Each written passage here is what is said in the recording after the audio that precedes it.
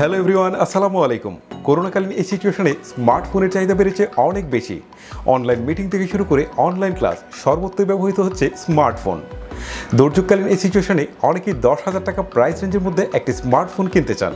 আর ওয়ালটন তাদের কথা মাথায় রেখে রিসেন্টলি লঞ্চ করে ফেললো ওয়ালটন প্রিমো NF5 নামে এই ব্র্যান্ড নিউ স্মার্টফোনটি।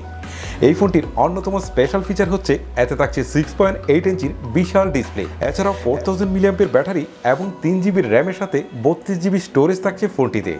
এছাড়াও ভালো লেগেছে ফোনটির ডিজাইন অ্যান্ড বিল্ড কোয়ালিটি। এত ভালো কিছুর মাঝেও খুঁজে পেয়েছি এর কিছু উইক পয়েন্ট জানিয়ে আলোচনা করব আজকের এই ফুল রিভিউয়ে। বরাবরের মতোই আপনাদের সাথে ওয়ালটন প্রিমো NF5 এর ফুল রিভিউ নিয়ে থাকছি আমি হিমেল। মূল ভিডিওতে যাওয়ার আগে চ্যানেলটিকে মাস্ট বি সাবস্ক্রাইব করার রিকোয়েস্ট থাকবে।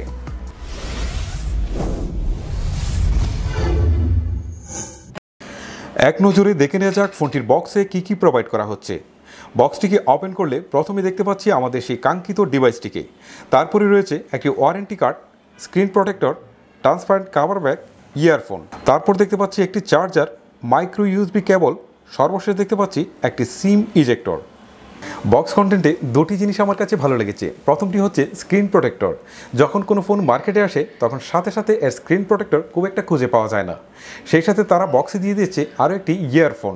যখন এন্ট্রি লেভেল থেকে বাজেট প্রায় ম্যাক্সিমাম ফোনেই কিন্তু ইয়ারফোন প্রোভাইড করা হচ্ছে না, যে দুটি কারণে অবশ্যই ওয়ালটনকে থ্যাঙ্কস জানাতে হচ্ছে।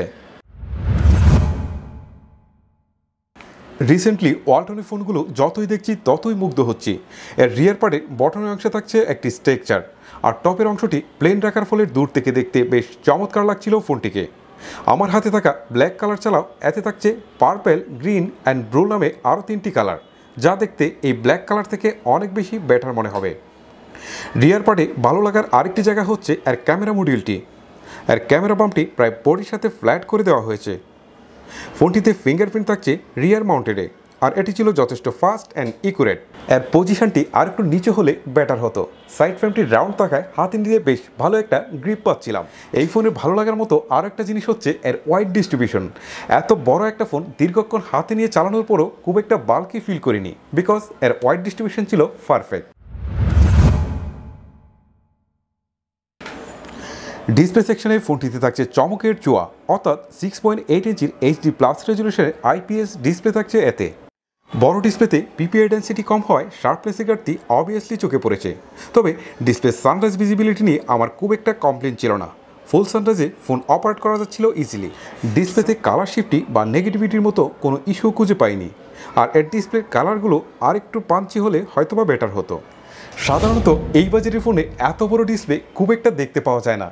আর এই বিগ ডিসপ্লে হওয়ার সুবাদে বেশ কিছু ফ্যাসিলিটিস পাবেন এ থেকে, যেমন অনলাইন ক্লাস করা অথবা অনলাইন মিটিং করা, সেই সাথে মুভি দেখা এবং সোশ্যাল মিডিয়া ইউজ করা, ফেসবুকিং বা ইউটিউবিং করতে পারবেন অনেক বেশি স্বাচ্ছন্দ্যে। ফোনটি রান করবে অ্যান্ড্রয়েড 10-এ।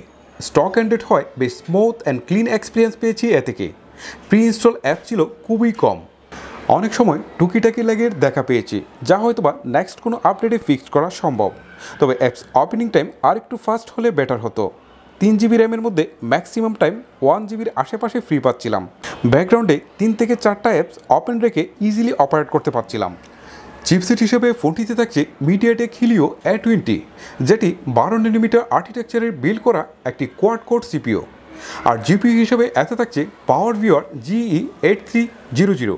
সাধারণত এ ধরনের চিপসেট থেকে যেমন পারফরমেন্স পেয়ে থাকি, এটি তার ব্যতিক্রম নয়।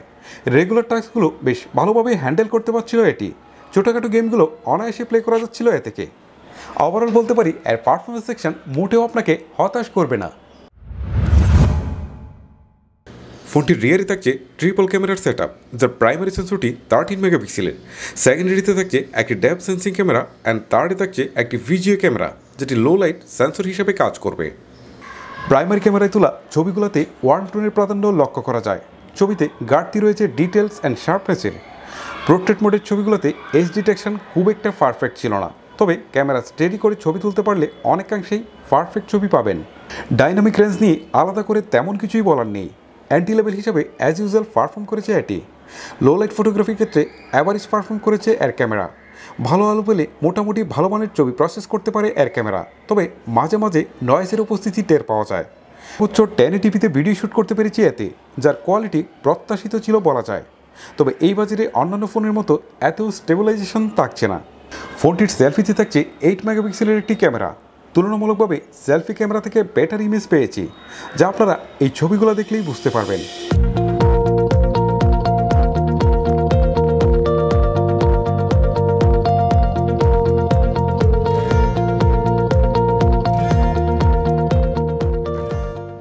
ব্যাটারি সেকশনে ফোনটিতে দেওয়া হয়েছে 4000 মিলিঅ্যাম্পের ব্যাটারি, যা দিয়ে নর্মাল ইউজের ক্ষেত্রে প্রায় 1.5 দিন আর হেভি ইউজের ক্ষেত্রে 1 দিনের মতো ব্যাটারি ব্যাকআপ পেয়েছি এ থেকে।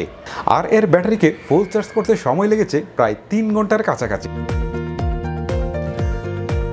এবারে এর কিছু আদার্স ফিচার নিয়ে কথা বলা যাক। প্রথমে এর কল কোয়ালিটি। এই ফোনটাকে আমি ইনডোর, আউটডোর এবং ক্রাউড এরিয়াতেও টেস্ট করেছি। প্রত্যেক জায়গায় এর সাউন্ড কোয়ালিটি ছিল মাচ বেটার। এছাড়াও এর ডাউনলোড এবং আপলোড স্পিডেও তেমন কোনো সমস্যা খুঁজে পাইনি। ফোনটিতে সফটওয়্যার বেস ফেস আনলক আছে, যার আনলকিং স্পিড ছিল মোটামুটি ফাস্ট, তবে আরেকটু বেটার হতে পারত। ভালো ব্যাপারে যে ফোনটিতে অটিজি কেবলের সাপোর্ট থাকছে, যার ফলে আপনি আপনার পেন ড্রাইভকে সরাসরি ফোনের সাথে কানেক্ট করে ইউজ করতে পারবেন। আপনার ডাটা আপনি পেন ড্রাইভ থেকে ফোন অথবা ফোন থেকে পেন ড্রাইভে সরাসরি ট্রান্সফার করতে পারবেন। এছাড়াও আপনি চাইলে আপনার কিবোর্ড বা মাউস সরাসরি ফোনের সাথে কানেক্ট করে ইউজ করতে পারবেন।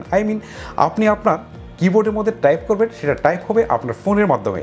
সো এটা কিন্তু আরও একটা গ্রেট অপরচুনিটি, বিশেষ করে যারা অনলাইন ক্লাস করেন বা অনলাইনে মিটিং করেন, এটি তাদের জন্য অনেক বেশি পারফেক্ট হবে। ফোনটির ওপরের দিকে থাকছে 3.5 mm হেডফোন জ্যাক, আর নিচের দিকে থাকছে bottom firing speaker, micro USB port, আর ডান পাশে থাকছে power button and volume rocker, আর বাম পাশে থাকছে সিম কার্ড স্লট, যা দিয়ে আপনি দুটি সিম কার্ডের পাশাপাশি একটি মাইক্রো এসডি কার্ড ব্যবহার করতে পারবেন। ফাইনাল বার্ডিক্টে যাওয়ার আগে নিজেকে প্রশ্ন করি, এই বাজেটের মধ্যে কেমন হলো ওয়ালটন প্রিমো NF5। আমি যদি বলি 6.8 ইঞ্চির বিশাল ডিসপ্লে, 4000 মিলিঅ্যাম্পের ম্যাসিভ ব্যাটারি, সেই সাথে 3 GB র্যামের সাথে 32 GB স্টোরেজ মিলে বেশ ভালো একটা ভ্যালু প্রোভাইড করছে এই বাজেটের মধ্যে। এছাড়াও এই ফোনটির উইক পয়েন্ট বলে মনে হয়েছে এর রিয়ার পারের ক্যামেরাটুকু। সো সব মিলিয়ে আমি যদি এক কথায় বলি যে কেমন হলো এই বাজেটের মধ্যে ফোনটি, তাহলে আমি বলবো নিশ্চিত এই ফোনটাকে সাজেস্ট করা যায় যারা অনেক বেশি অনলাইনে ক্লাস করেন বা সোশ্যাল মিডিয়া ইউজ করেন বা অনলাইন মিটিং করেন বা অনেক বেশি মুভি দেখেন, তাদের জন্য। সো ভিউয়ার্স, আমি আমার মতামত তুলে ধরলাম। এবারে ফাইনালি আপনার ডিসিশন যে অ্যাকচুয়ালি ফোনটাকে কিনবেন নাকি কিনবেন না। আপনার কি মতামত সেটা অবশ্যই আমাকে নিচে কমেন্ট বক্সে লিখে পাঠাবেন। আজকের মতো আমি হিমেল আপনাদের কাছ থেকে এখানে বিদায় নিচ্ছি। আপনাদের সাথে দেখা হচ্ছে পরবর্তী কোনো টিউটোরিয়াল, রিভিউ অথবা টপ চার্টে। তখন পর্যন্ত সবাই অনেক অনেক ভালো থাকবেন, সুস্থ থাকবেন। আল্লাহ হাফেজ।